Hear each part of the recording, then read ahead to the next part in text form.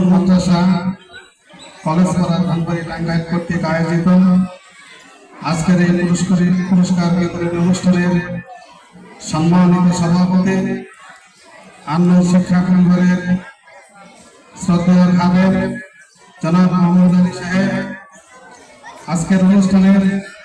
সম্মানিত প্রধান অতিথি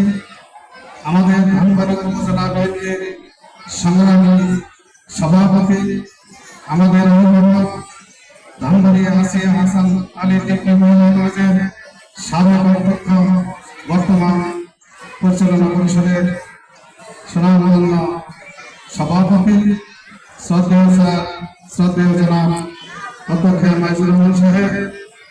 বিশেষ অতিথি হিসেবে উপস্থিত আছেন বিন্দু মহাশনী সরকারি বাংলা মন্ত্রণালয়ের সহকারী প্রধান শিক্ষক